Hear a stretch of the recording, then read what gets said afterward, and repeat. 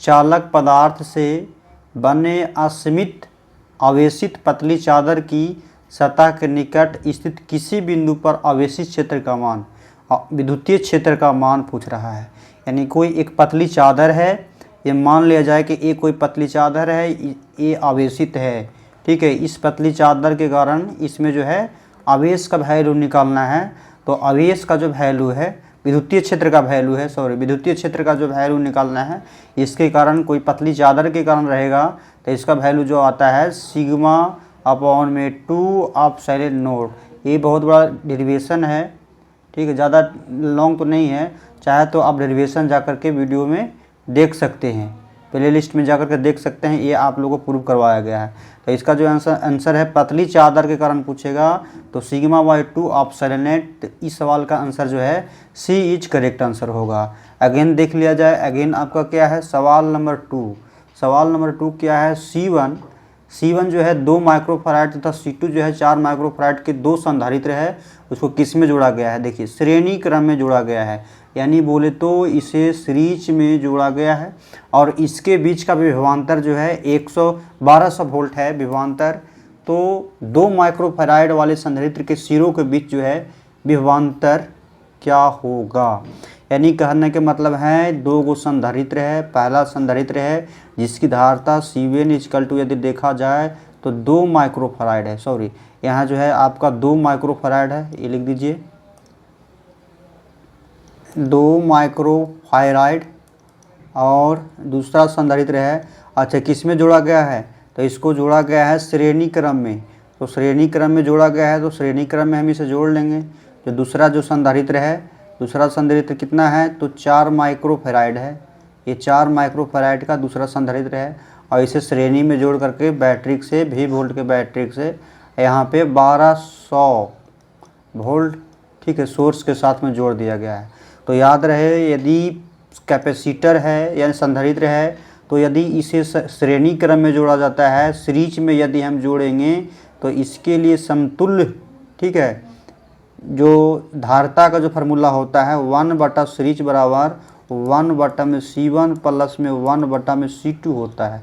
यदि 2 गो है तो 2 गो लिखेंगे, 3 गो रहता तो 1/C3 हो जाता, एन टाइप का रहता तो N हो जाता। तो यहाँ 2 गो है तो ये दोनों को मिला करके एक जो इक्विवेलेंस, ठीक है, कैपेसिटेंस का जो वैल्यू होगा तो इसका क्या हो जाएगा 1/2 प्लस 1/4 इक्वल टू कितना हो जाएगा भाई, तो ये आपका 4 LCM हो जाएगा, यहाँ 2 हो जाएगा, यहाँ 1 हो जाएगा, तो ये आपका होगा 3/4।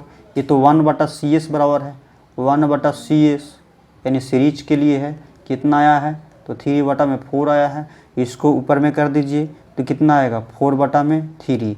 ये जो हमारा है C इक्विवेलेंट, यदि श्रेणी क्रम में जोड़ा गया है तो समतुल्य धारता कितना आ गया 4/3। इसको डिवाइड कीजिएगा तो 1/33।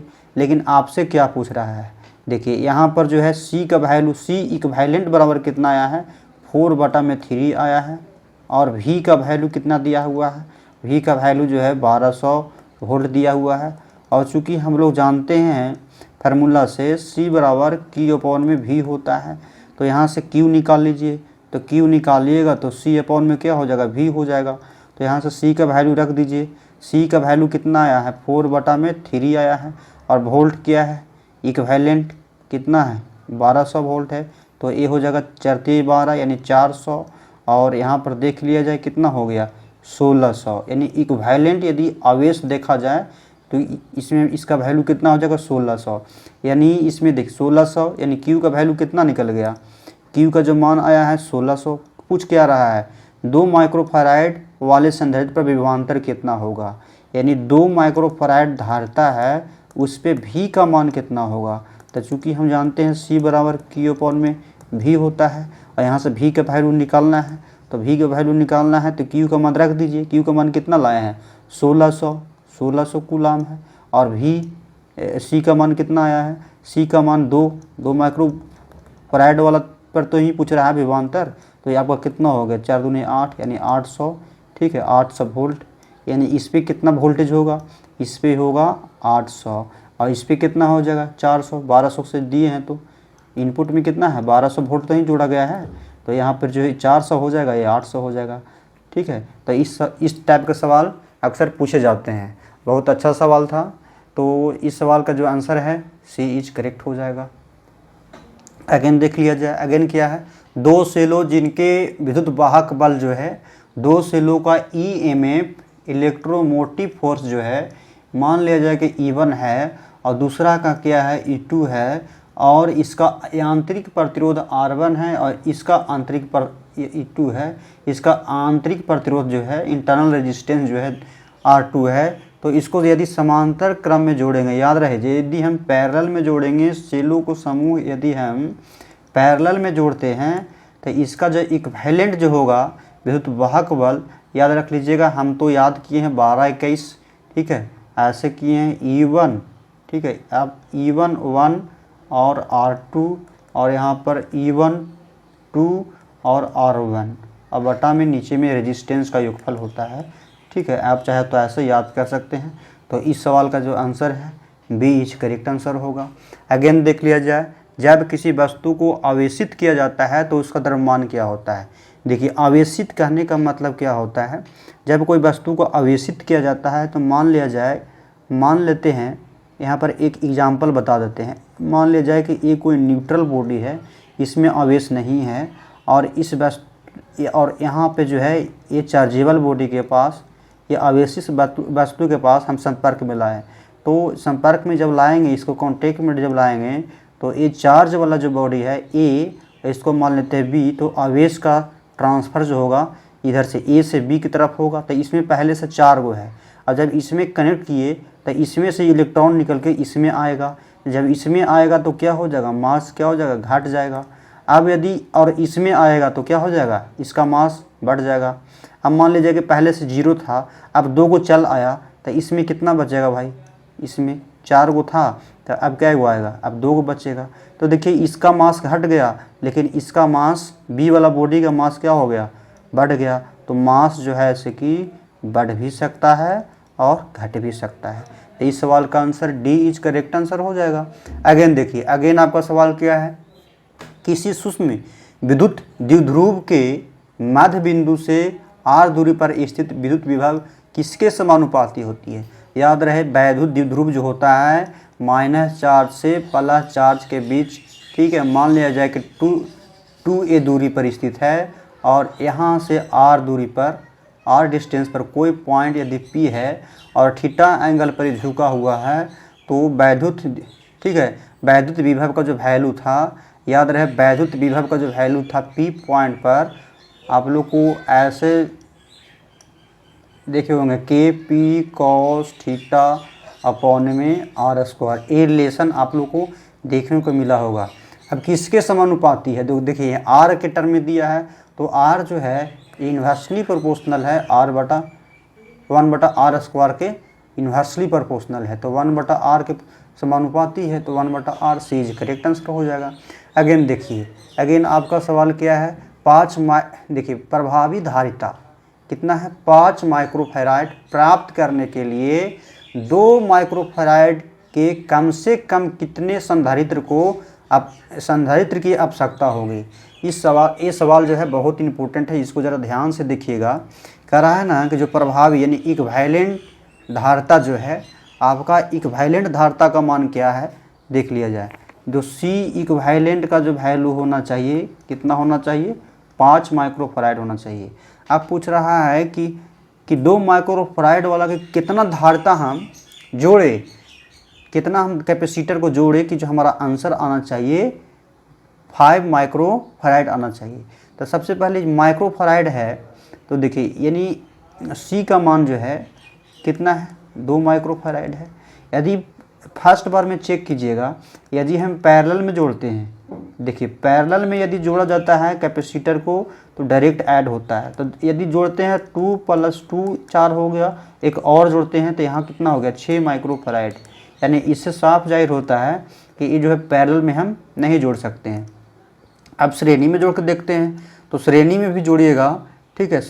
यदि सीरीज में इसे जोड़िएगा, सीरीज में यानी श्रेणी में जोड़िएगा तो क्या हो जाएगा 1/2 + 1/2 + 1/2 + 1/2 ऐड कीजिएगा तो इसका जो वैल्यू आएगा इसका वैल्यू कितना आ जाएगा 2 के बराबर हो जाएगा। 2 एलसीएम लेगा, ऊपर 4 हो जाएगा तो 1/2 के बराबर हो जाएगा, तो ये भी गलत हो जाएगा। तो अब क्या कीजिएगा, दोनों को मिक्स कर दीजिएगा। क्या करेंगे, 2 को हम पैरेलल में जोड़ लेंगे, 2 को पैरेलल में जोड़ देंगे, और 2 को पैरेलल में जोड़ने के बाद, सॉरी ये तो सीरीज में हो गया, हाँ 2 को सीरीज में हो गया। अब क्या करेंगे, 2 को सीरीज में हो गया, और 2 को सीरीज में करने के बाद इसे हम ऐसे लगा दीजिए और इसको चाहे तो ऐसे लगा दीजिए।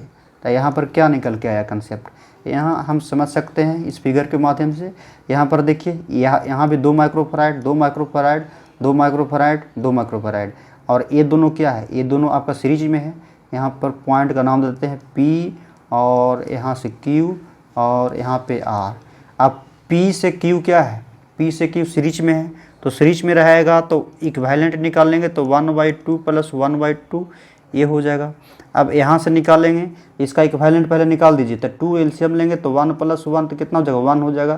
तो इसके बदले कितना हम लिख दें, ये दोनों के बदले 1/2 1/2 के बदले हम 1 लिख सकते हैं। तो ये हो गया 1 माइक्रोफैराड।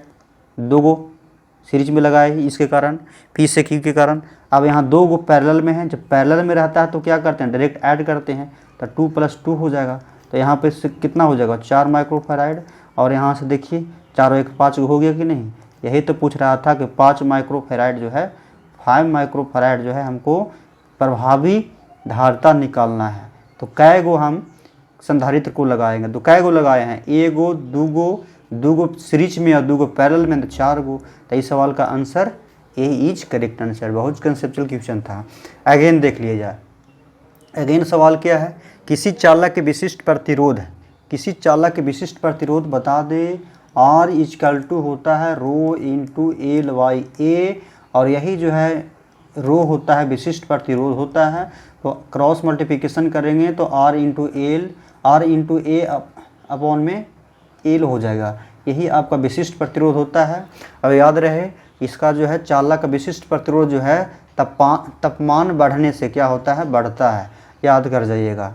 अब इसमें अगेन सवाल क्या है, किसी चालक के संवहन वेग, किसी चालक के संवहन वेग Vd, यानी इसको बोलते हैं ड्रिफ्ट वेलोसिटी, इसको क्या बोलेंगे, ड्रिफ्ट वेलोसिटी, इसको बोला जाता है ड्रिफ्ट वेलोसिटी।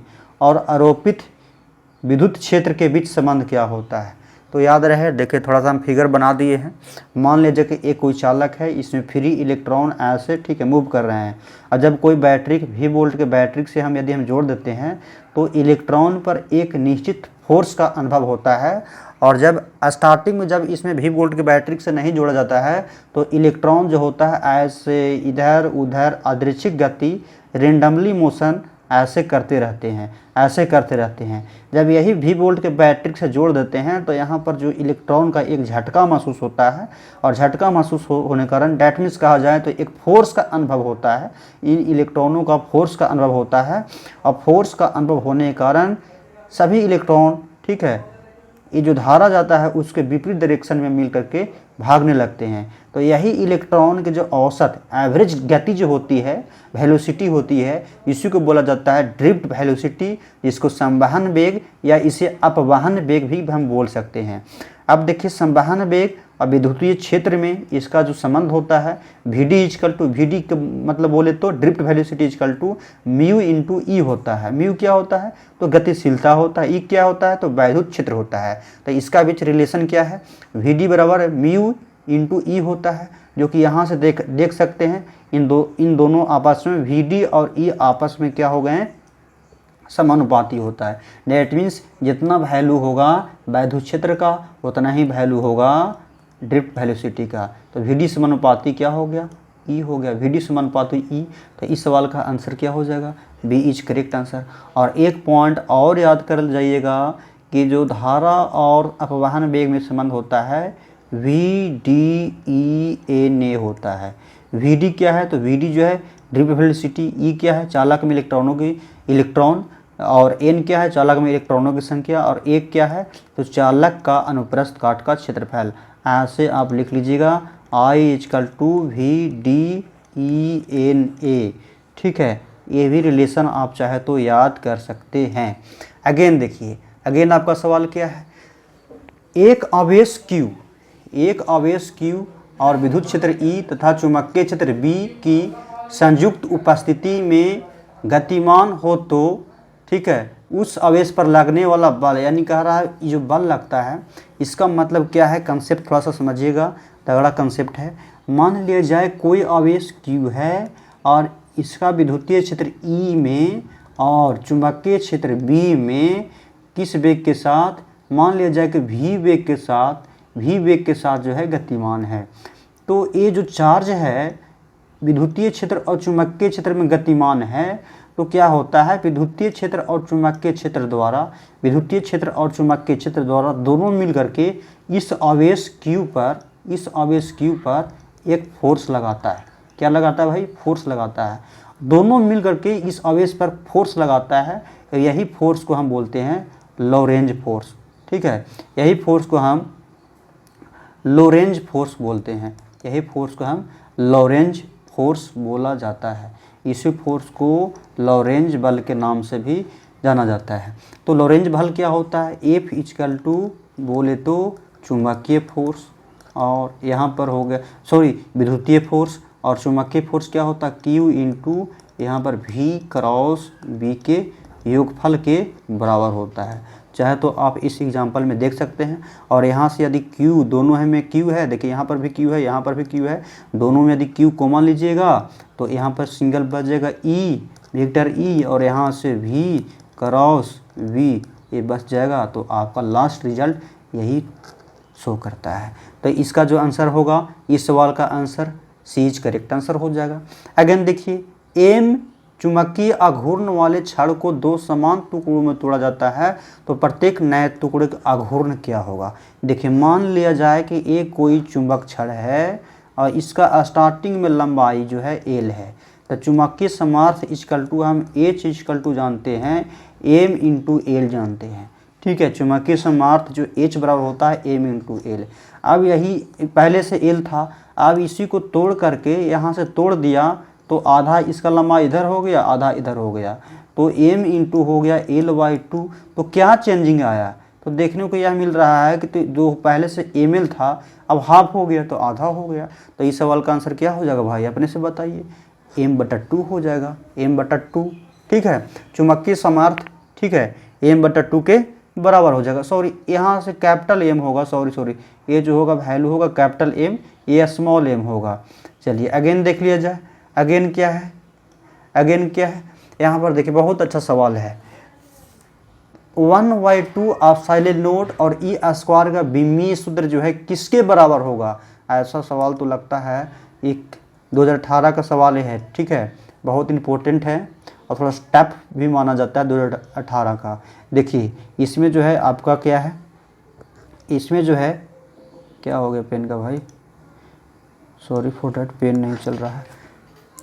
तो इसका देख सकते हैं आप 1/2 जो है, एक मिनट देखिए, इसका जो वैल्यू है 1/2 आप साइलेंट नोट का वैल्यू क्या होता है, तो कूलम स्क्वायर प्रति न्यूटन मीटर स्क्वायर। ठीक है, इसका वैल्यू इतना होता है। अच्छा, ई क्या होता है, तो वैद्युत क्षेत्र बराबर क्या होता है, फोर्स, ठीक है, बटा में चार्ज हो जाएगा, फोर्स अपॉन में चार्ज होगा। तो इसका यूनिट यदि देखिएगा, इसका यूनिट क्या होता है, तो इसका यूनिट जो होता है फोर्स का न्यूटन और चार्ज का क्या हो, कूलम। तो इसका यदि देखा जाए 1/2 लिखा जाए, तो 1/2 यदि लिखते हैं, 1/2 ऑफ साइलेंट नोट और ई का स्क्वायर यदि देखते हैं, तो इसमें आप चाहे तो यहाँ पर देख सकते हैं, आप साइलेंट नोट का वैल्यू लिख दीजिए कूलम, और नीचे जो है मीटर स्क्वायर, और यहाँ पर जो है बटा में है, गुना में ही है, तो न्यूटन, और ये आपका प्रति कूलम हो जाएगा। ये न्यूटन से न्यूटन कैंसिल हो जाएगा। देखिए दूसरा पेन से हम लोग देख लेते हैं, ये जो वैल्यू है आपका, पेन थोड़ा सा सच कम कर रहा है। देखिए यहाँ से ए न्यूटन घर ही चला गया, एक कूलम से एक कूलम बचेगा, तो यहाँ पर कूलम प्रति मीटर स्क्वायर यहाँ पे ये बचेगा।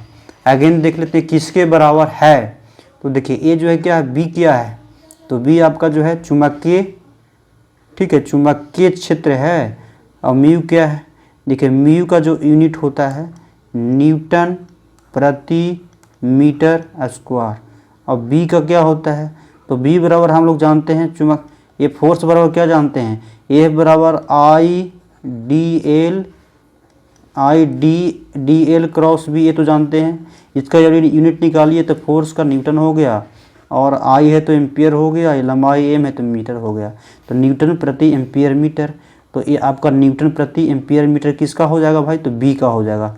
बी का यूनिट दिखिएगा तो न्यूटन प्रति एम्पियर मीटर, तो यहाँ पर बी का भी यूनिट लिख लीजिए। बी का यूनिट क्या हो जाएगा, न्यूटन प्रति एम्पियर इंटू मीटर। अब यहाँ से चाहे तो आप देख सकते हैं, ए आपका दिया हुआ है वी स्क्वायर बटा में 2 म्यू नोट, तो यहाँ पर बी स्क्वायर है तो बी का क्या है यूनिट, बी का है न्यूटन, ठीक है, प्रति एम्पियर मीटर। इसका स्क्वायर है तो स्क्वायर कर दीजिए। अब देखिए, अब ये क्या हो जाएगा, अब देखिए ये म्यू नोट है तो म्यू नोट को लिख दीजिए न्यूटन और क्या है प्रति एम्पियर स्क्वायर। अब देखिए ए न्यूटन से ए न्यूटन कट जाएगा, पेन चेंज कर लेते हैं, ए न्यूटन से ए न्यूटन आपका कैंसिल हो जाएगा। अब दो गो है तो ए गो बचेगा, यहाँ से आप देख सकते हैं। यहाँ से देखिए इसको नीचे लाइए, इसको ऊपर ले जाइए, तो ये ऊपर में हो गया एक कूलाम स्क्वायर, नहीं एम्पियर स्क्वायर, और नीचे में हो गया एम्पियर। अच्छा, यहाँ पर एक और जो है से कि न्यूटन बच रहा था ना, यहाँ पर एक और न्यूटन बच रहा था, एक यहाँ पर जो है एक और न्यूटन बच रहा था, तो ये हो गया न्यूटन, ऊपर में न्यूटन स्क्वायर एक बचेगा ही, न्यूटन एम्पियर स्क्वायर, और नीचे में क्या हो जाएगा, ये नीचे चला आएगा एम्पियर स्क्वायर से, तो एम्पियर स्क्वायर कैंसिल ही हो जाएगा, एम्पियर स्क्वायर से एम्पियर स्क्वायर कैंसिल हो जाएगा, तो न्यूटन प्रति एम्पियर बचेगा, ये हो जाएगा न्यूटन प्रति एम्पियर। अच्छा, यहाँ से कुछ कन्फ्यूजन हुआ है, देखिए ई स्क्वायर है ना, तो ई का जो वैल्यू है ये भी तो स्क्वायर हो जाएगा, ये भी स्क्वायर हो जाएगा, तो यहाँ से एक न्यूटन बचेगा, और यहाँ से एक कैंसिल हो जाएगा, और यहाँ से न्यूटन प्रति, और यहाँ न्यूटन होगा न्यूटन, तो दोनों का यूनिट देखिए यहाँ पे सेम हो जा रहा है, दोनों का यूनिट सेम है, तो इस सवाल का जो आंसर होगा ये इज करेक्ट आंसर। चलिए अब पेन सुधर गया है, तो थोड़ा सा और देख लेते हैं। अगेन सवाल क्या है, विद्युत चुंबकीय द्विध्रुव के आघूर्ण एक सदिश राशि है जो निर्दिष्ट करता है। तो चुंबकीय आघूर्ण, चुंबकीय ऐसे भी जानते हैं, चुंबक छड़ को यदि हम छोड़ देते हैं तो उत्तर से दक्षिण दिशा की ओर ये संकेत करती है। अगेन सवाल देखिए, प्रकाश के अनुप्रस्थ तरंग की प्रकृति कैसे पुष्टि करता है। प्रकाश एक अनुप्रस्थ तरंग है, प्रकाश एक ऐसा तरंग है, तो ये प्रकाश जो है ये अनुप्रस्थ, ठीक है, अनुप्रस्थ तरंग है, ये पुष्टि कौन करता है, जिसको बोलते हैं ट्रांसवर्स वेव, ठीक है, ट्रांसवर्स वेव है, ये पुष्टि करता है प्रकाश के व्यतिकरण, जिसको हम बोलते हैं इंटरफेरेंस ऑफ लाइट।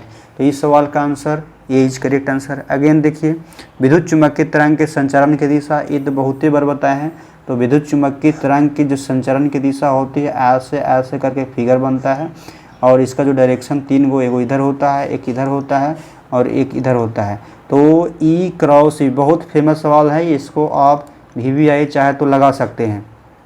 तो ई क्रॉस बी के समांतर होती है। देखिए इसमें चुंबकीय क्षेत्र तथा विद्युतीय क्षेत्र का अनुपात, इसका मात्रक पूछ रहा है। तो सबसे पहले चुंबकीय क्षेत्र का क्या हो गया, तो चुंबकीय क्षेत्र का भी जस्ट बताए न्यूटन प्रति एम्पियर मीटर होता है, ये हो गया किसका, बी का। अब यहाँ पे ई का क्या होगा, ई का क्या होता है, चूँकि हम जानते हैं ई बराबर जो होता है एफ बटा में क्यू होता है, तो न्यूटन प्रति कूलाम हो जाएगा, ए न्यूटन प्रति कूलाम हो जाएगा। तो ई एन से ई एन कैंसिल हो जाएगा, अब ऊपर में ए ऊपर में चला जाएगा सी, और बचेगा नीचे में क्या, एम बचेगा। अच्छा, सी को क्या बोलते हैं, आई टी, तो ए और टी हो जाएगा, ए और टी हो जाएगा, ए से ए कैंसिल हो जाएगा, टी क्या है, तो टाइम है, तो टाइम यानी सेकेंड, और नीचे में क्या बचेगा, मीटर, तो मीटर बचेगा। तो ऐसा भी लिख सकते हैं सेकेंड प्रति मीटर, तो सेकेंड प्रति meter B is correct answer. तो बहुत अच्छा सवाल था, इस टाइप के सवाल तो हम पहली बार देख रहे हैं। तो चलिए, बहुत मेहनत लगा है, थोड़ा सा वीडियो को लाइक शेयर एंड सब्सक्राइब भी कर दीजिएगा। Thank you. अगेन चलते हैं, क्या है, उत्सर्जित फोटो इलेक्ट्रॉन की ऊर्जा निर्भर करती है। जो इलेक्ट्रॉन की उत्सर्जित, ठीक है, जो इलेक्ट्रॉन की उत्सर्जित फोटो इलेक्ट्रॉन का मतलब क्या होता है, मान लिया जाए कि ये कोई मेटल है, मान लिया जाए कि ये कोई मेटल है, और जब कोई प्रकाश की किरण इस मेटल के सरफेस पर आती है, मेटल के सरफेस पर आती है, तो प्रकाश में उपस्थित जो ऊर्जा होती है, ई बराबर एच न्यू जो होती है, ये ऊर्जा होता है, ई बराबर एच इंटू न्यू ऊर्जा होती है। जब इस धातु के सतह पर पड़ती है तो इलेक्ट्रॉन इस ऊर्जा को अवशोषित कर धातु के सतह से ऐसे बाहर निकल जाती है। तो इसी प्रक्रिया को हम बोलते हैं फोटो इलेक्ट्रो इफेक्ट, ठीक है, फोटो इलेक्ट्रो इफेक्ट इसको बोलते हैं। अब जैसे इसका जो है ऊर्जा का निकलना किस पर निर्भर करती है, तो प्रकाश के तरंगदैर्घ्य पर निर्भर करती है। तो बहुत इंपॉर्टेंट सवाल है, यहाँ पर देख लीजिएगा। अच्छा, इनमें से कौन सा आवेश रहित है, यानी जो है आवेश रहित है, आवेश रहित का मतलब उस कण पर आवेश नहीं है, जो आवेश है नहीं है, तो फोटोन पर आवेश का मान नहीं होता है। हाइड्रोजन स्पेक्ट्रम की श्रेणी अवरक्त भाग नहीं पड़ता है, तो लाइमन सीरीज में जो है ये अवरक्त भाग नहीं पड़ता है। अगेन देखिए, बहुत अच्छा सवाल है। अभी और बहुत इंटरेस्टिंग सवाल हम करवाऊंगा, अभी बने रहिएगा वीडियो के साथ। देखिए, दो उन तरंगों के व्यतिकरण से उत्पन्न अधिकतम परिमाणी आयाम का मान क्या होगा जिससे प्रकट किया जाता है। देखिए बताते, ये जो व्यतिकरण है, इंटरफेरेंस ऑफ लाइट है, आपसे ऐसा सवाल पूछेगा। देखिए y1 इक्वल टू क्या दिया हुआ है, 4 sin ओमेगा इंटू टी, और y2 इक्वल टू क्या दिया हुआ है, 3 cos ओमेगा इंटू टी। देखिए ये जो एग्जाम्पल है ना, बहुत इंपॉर्टेंट है, इसी यही एग्जाम्पल बार बार ये रिपीट करता है। तो आपसे पूछेगा परिमाणी, तो y का मान पूछेगा, तो y इक्वल टू फार्मूला आप याद कर जाइएगा, y1 स्क्वायर, दोनों को आप स्क्वायर करके ऐड कर दीजिएगा। तो दोनों का स्क्वायर करके जब आप ऐड कीजिएगा, ये होगा 4 sin ओमेगा टी के होल स्क्वायर, और यहाँ हो जाएगा 3 cos ओमेगा टी के होल स्क्वायर। जब होल स्क्वायर कीजिएगा तो ये हो जाएगा 16, ये हो जाएगा sin स्क्वायर ओमेगा टी, और ये आपका हो जाएगा sin स्क्वायर ओमेगा टी, और ये आपका हो गया 9 cos square omega T, 9 cos square omega T. अब देखिए इसमें क्या करना है, इसमें आपका जो है क्या करना है भाई, इसमें जो है दोनों को एक टर्म में ले आइए, तो ये आपका हो गया sin स्क्वायर ओमेगा टी, और इधर जो बचेगा आपका ये 1 minus cos square omega T, sorry cos square बोल रहे हैं, sin स्क्वायर ओमेगा टी। ये वाला टर्म जो होगा पूरा हो जाएगा, ये आपका sin में हो जाएगा, ये जो टर्म पूरा हो जाएगा, ये आपका पूरा term 9 into 1 minus sin square omega T, ठीक है। तो यहाँ से कैलकुलेट करने के बाद, ठीक है, कैलकुलेट करने के बाद आप देखिएगा, थोड़ा सा हम इसमें कन्फ्यूजन हो रहे हैं।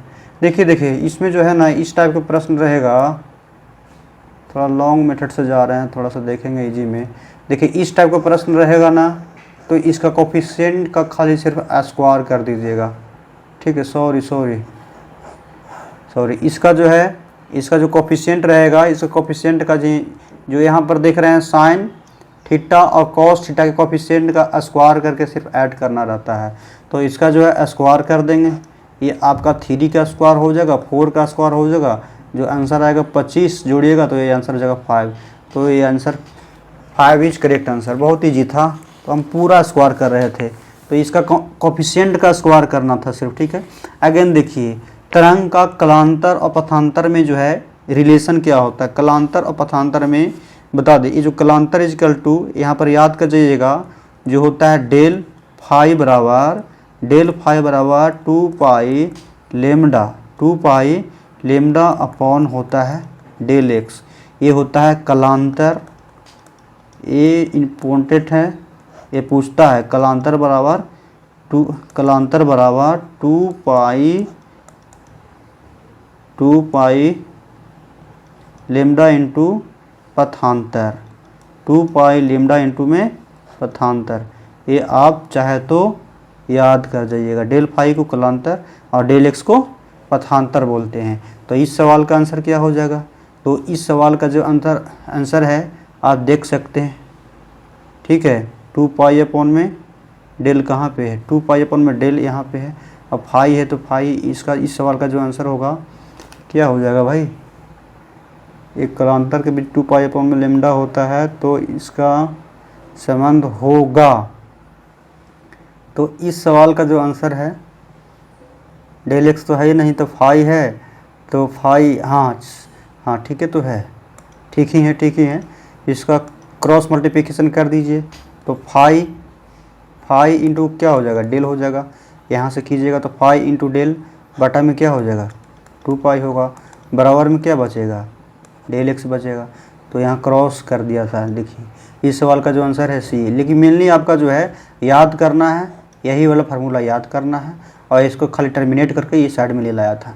अगेन देखिए, मानव नेत्र के लिए विभेदन क्षमता, ठीक है, क्या होता है? तो याद कर जाइएगा, डाटाबेस है 1/2 सेकेंड। अब देखिए, एम द्रव्यमान तथा क्यू आवेश के कण जिसमें विभव भी है, इसका त्वरित किया जाता है तो कण की डी ब्रोगली वेवलेंथ क्या होगा? तो याद रहे, डी ब्रोगली वेवलेंथ जो होता है, सबसे पहले कनेटिक एनर्जी जो होता है, मान लिया जाए, देखिए थोड़ा डिटेल्स में इसको देख लेते हैं। मान लिया जाए कोई एम द्रव्यमान की कोई, ठीक है, द्रव्यमान की कोई वस्तु एम है, ठीक है, वी वेग से चल रहा है, तो इसका कनेटिक एनर्जी जो होगा, वो 1/2 क्या होता है? mv² होता है। तो 1/2 यहाँ से mv² देख लेंगे। इसका v1 वेलोसिटी माने हैं तो v1 हो जाएगा। यदि यहाँ से v1 कैलकुलेट कीजिएगा तो v1 बराबर क्या हो जाएगा? यहाँ से 2 इंटू EK हो जाएगा। 2 इंटू EK अपॉन में क्या हो जाएगा? m हो जाएगा। ये स्क्वायर है तो ये पूरा क्या हो जाएगा? ये रूट में हो जाएगा। तो यहाँ से v1 का वैल्यू निकाल लिए।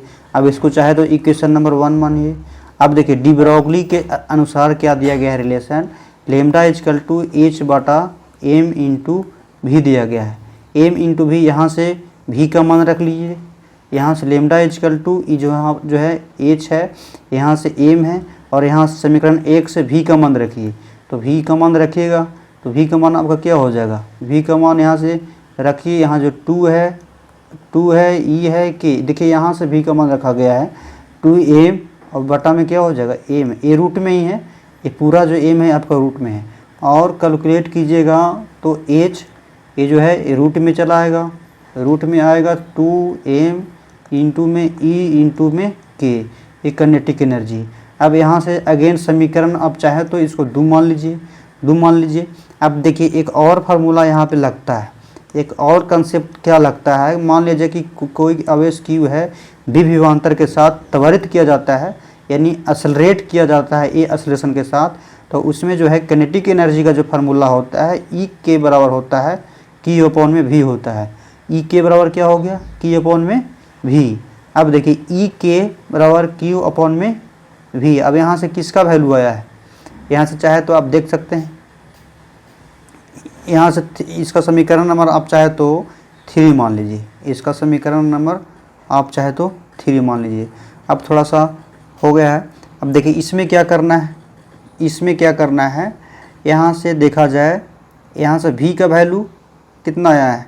v का वैल्यू, ये विभव है, सॉरी ये विभव है। अब ये कनेटिक एनर्जी का मान यहाँ से आप कहाँ पे दिया हुआ है? देखिए, यही तो है कनेटिक एनर्जी का मान, कनेटिक एनर्जी का मान यही दिया गया है। तो आप यदि देखें H बराबर H अपॉन में क्या हो जाएगा? m है तो 2m है तो 2m रहने दीजिए, 2m है तो 2m रहने दीजिए। हम क्या कहना चाह रहे हैं कि यदि कोई आवेश q है, v वेग के साथ विभवांतर भी दिया जाता है, उसको एक्सेलरेट किया जाता है, तो इसमें जो है दिया गया है कनेटिक एनर्जी का फार्मूला जो होता है E के बराबर Q इंटू भी, ये फार्मूला ही होता है। पेन थोड़ा सा चेंज करिए तब आप लोगों का दिमाग चेंज होगा, ठीक है। Q इंटू भी हो गया, ऐसा चेंज किए कि पूरे चेंज ही हो जाएगा। देखिए, Q इंटू भी हो जाएगा। कौन सा पेन ले ले भाई? चलिए ये वाला पेन ले लेते हैं। देखिए, यहाँ पर जो होगा Q इंटू भी हो गया। अब यहाँ से E के जो है, यहाँ पे E के समीकरण 2 में E के का वैल्यू रखने बोल रहे हैं। तो यहाँ पे रखिएगा जब वैल्यू, यहाँ पर जब वैल्यू रखिएगा तो क्या रखिएगा, ईके के जगह पर, यहाँ पे ईके के जगह पर क्या रखिएगा, क्यू इंटू वी रखिएगा। ईके बराबर क्यू इंटू वी। अब देखिए तो ऐसा जो है डी ब्रोगली वेवलेंथ, ऐसा फार्मूला कहीं दिख रहा है एग्जाम्पल में, यहाँ पर वी है वी। तो ओवरऑल यदि ये देखिए यहाँ पे हम लिख देते हैं लेमडा, ठीक है, lambda equal to H upon under root two Q, यहाँ पर ले आइए 2q m इंटू वी, टू पूरा फार्मूला ही हम प्रूव कर दिए। एच बराबर अंडर रूट 2q, एच बराबर under root 2q m into V, C is correct answer. तो थोड़ा वीडियो अच्छा था, सॉरी सवाल जो था अच्छा था, और थोड़ा सा इस वीडियो का ड्यूरेशन थोड़ा सा लॉन्ग हो जाएगा तो दिक्कत नहीं है, थोड़ा सा आप चाहे तो स्पीड बढ़ाकर देख सकते हैं, आप लोग यदि समझ में आ रहा है तो। देखिए अगेन देखिए 28 नंबर सवाल, अभी तो इसी सवाल को तो अभी बताए हैं जस्ट, ठीक है। तो इस सवाल का आंसर क्या हो जाएगा, सी इज करेक्ट आंसर हो जाएगा। अगेन देखिए क्या है, बहुत इंपॉर्टेंट है, 2018 में ना बहुत अच्छा सवाल है पूछा गया है। देखिए ये जो सवाल है, देखिए क्या है, आवृत्ति, और इतना बिग 10 के पावर 14, ठीक है, हर्ट्ज आवृत्ति की 6.62 जूल विकिरण ऊर्जा में फोटोन की संख्या क्या होगी। बहुत अच्छा सवाल है। तो हम लोग ई बराबर क्या जानते हैं, ई बराबर जो होता है एच इंटू न्यू होता है। अब यहाँ से न्यू का वैल्यू कितना दिया हुआ है, न्यू का वैल्यू जो है फ्रीक्वेंसी जो है 10 के पावर 14 हर्ट्ज दिया हुआ है। अब देखिए क्योंकि एक पार्टिकल के लिए, वन पार्टिकल के लिए जो है, एक कण के लिए जो है, इसमें एनर्जी का जो फार्मूला होता है ये वाला होता है, ई बराबर एच न्यू होता है। तो ई बराबर यदि देखा जाए, एच का वैल्यू कितना होता है 6.62 गुने 10 के पावर -14 जूल प्रति सेकेंड, और यहाँ से न्यू का वैल्यू कितना दिया हुआ 10 के पावर 14, इसको आप कैलकुलेट कीजिए। तो एक पार्टिकल के लिए एनर्जी निकलेगा, तो 6.62 गुने 10 के पावर कितना हो गया -20 ही तो होगा, -20 जूल प्रति सेकेंड। ये एक का वैल्यू है, एक पार्टिकल का, ठीक है, एक कण के लिए इतना दिया गया है।